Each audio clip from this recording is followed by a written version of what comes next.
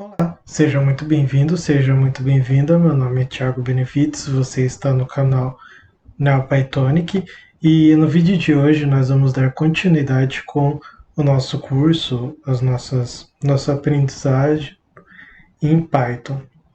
Tudo bem?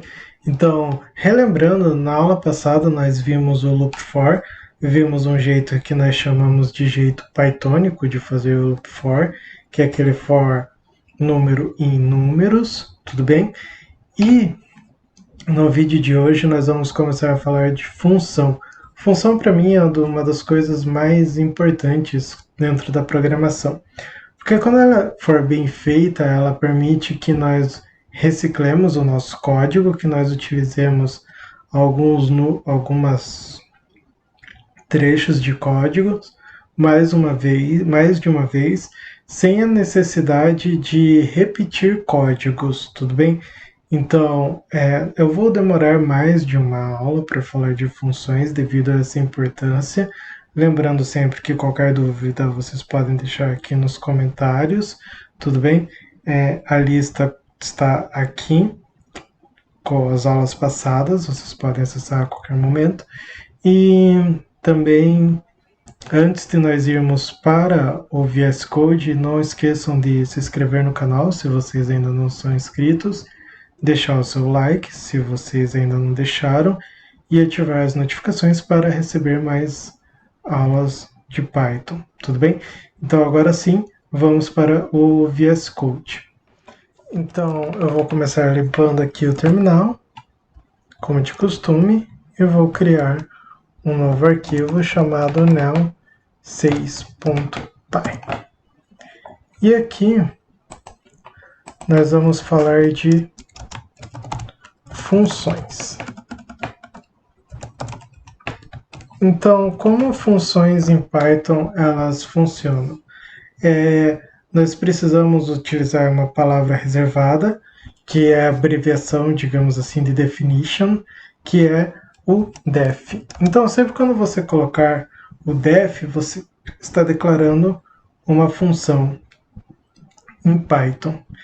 Então, essa função, essa definição de função, ela precisa ser nomeada, o que nós chamamos de nome da função.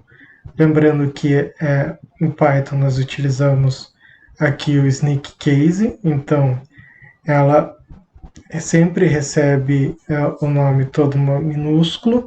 E uma outra coisa importante é que não é regra, mas é costume. Geralmente uma função ela vai executar alguma coisa ou vai fazer algo. Então, geralmente é colocado o nome a um verbo, tipo somar, subtrair, dividir, sempre alguma coisa, um verbo, somar, subtrair, dividir não é verbo, mas por exemplo, listar, enumerar, coisas assim, tudo bem? Desculpe, foi um erro meu aqui. Então, eu vou colocar, por exemplo, não somar, eu somo, tu somas, ele somar é verbo sim. Desculpem, não sou muito bom em português. Então, que droga.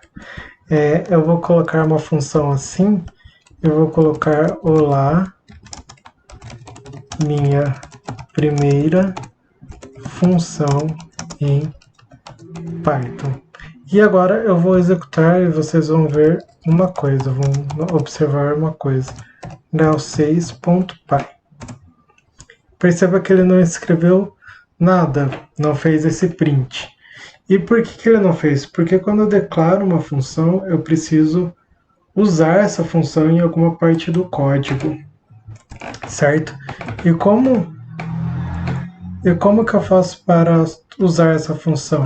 Nós nos referimos quando nós usamos uma função que é chamar a função. Então nós vamos chamar essa função e vamos chamá-la pelo nome, dessa forma. Veja que a função, assim como o for, while e o if, eu crio um bloco. Eu aperto o tab, ele vai para o lado e eu começo o bloco da minha função.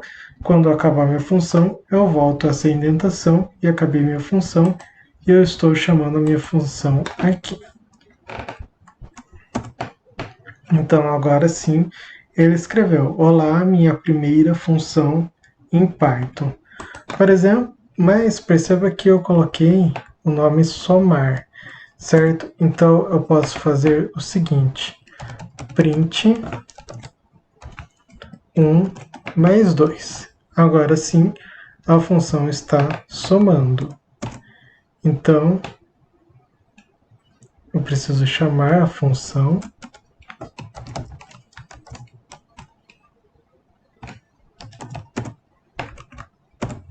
E agora somou.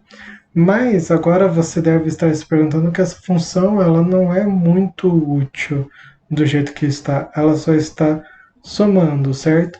Porém, em Python, a função ainda não é se poder, assim como em outras linguagens, eu posso mandar parâmetros para essa função da seguinte forma.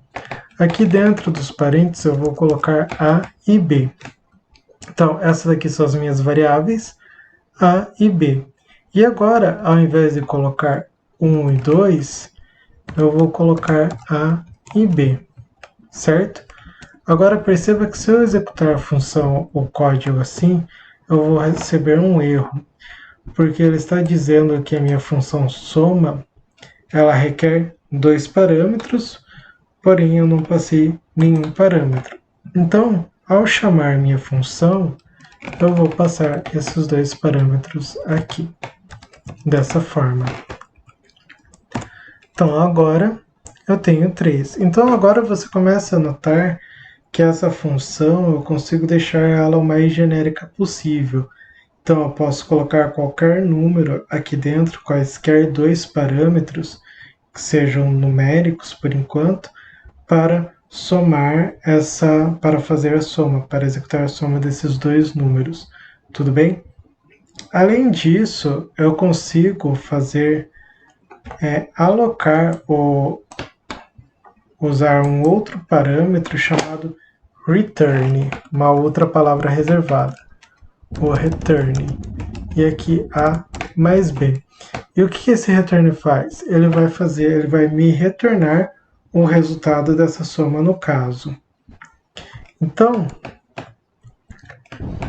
e esse retorno dessa função, eu posso alocar ela em uma variável. Então, eu posso fazer var1 recebe um retorno da minha função somar. E aqui eu vou colocar print var1, certo? E aconteceu a mesma coisa. Então eu posso reciclar essa função. Eu posso fazer var2 somar 4 e 5. E eu não imprimi var2, por isso ele não escreveu. Então, var2, 4 e 5.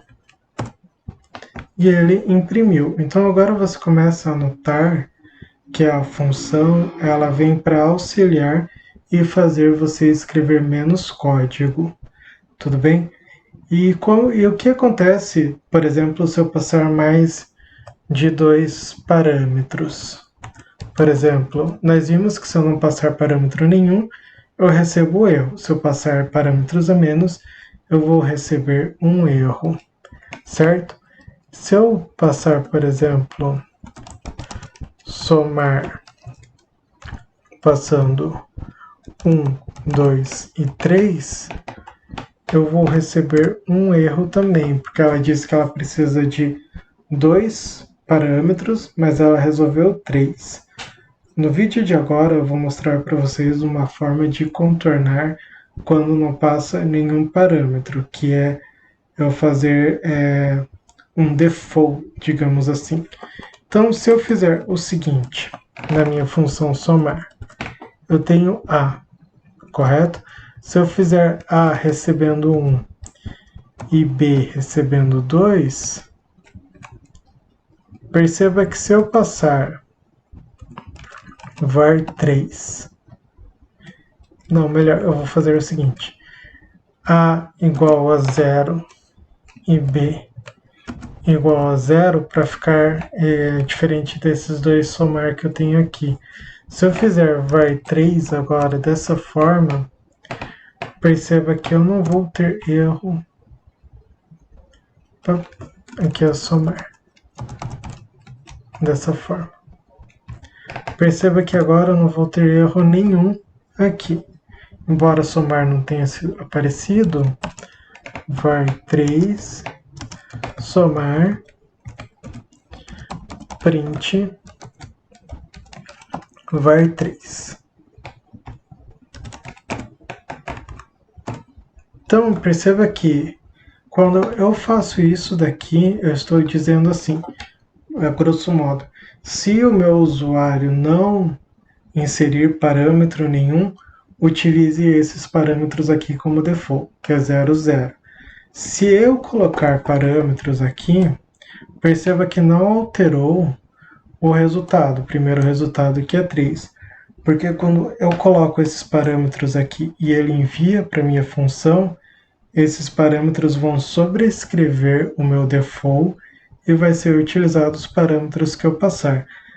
Essa é uma forma que nós temos para contornar o erro caso não seja passado nenhum parâmetro para minha função aqui no caso, certo? É claro que existem algumas outras coisas, eu posso utilizar algum teste para ver se esse número, se é algum teste aqui dentro com um if, nós vamos ver mais para frente, para testar, para ver se realmente foi passado algum parâmetro ou não, tudo bem? Mas por hora vamos ficar aqui, por aqui. E para eu receber uma quantidade aleatória de parâmetros, isso é, eu receber mais que 2 ou 3 parâmetros na minha função, eu vou passar no próximo vídeo, tudo bem?